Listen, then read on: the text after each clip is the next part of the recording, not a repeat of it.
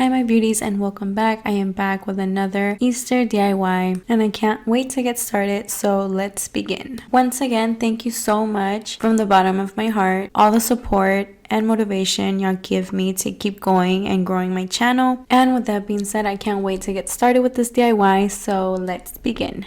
Alright, so quick backstory. I went to Home Goods and I saw these beautiful muted Easter eggs and I was inspired, and I found it really expensive for the price and the amount of eggs that came in the package, and I knew I could dupe it. So I purchased some eggs from Target, a 48 pack I believe, for $3. I also purchased some from Walmart. These are the only ones they had at the time, but I know they also carry the bigger bags with the 48. And I did decide to spray paint these, and these are the spray paints that I used. And I also did end up painting some, so the ones that I did want to paint, I still went ahead and spray painted the eggs white as the base. That way I didn't have to do so many coats. And if you are curious, I did go ahead and do two different types of pink. I did go ahead and use the hydrangea pink from Target's brand, and the other color was the pink parfait, as you will see further on in the video. I also want to mention I did end up doing two coats for the eggs. I also did go ahead and use Mud Podge, the matte one, to avoid chipping from the paint, and as you can see here they are in all their glory. And lastly, I did speckle them, so I did take them outside and use some black paint. I know if you don't want to be messy and use your hands, you can also get another brush and just tap that brush, that way you can get the speckle effects. At the moment I obviously was not thinking. And that wraps up this DIY. Let me know in the comments below what you think about this project. I love hearing back from y'all.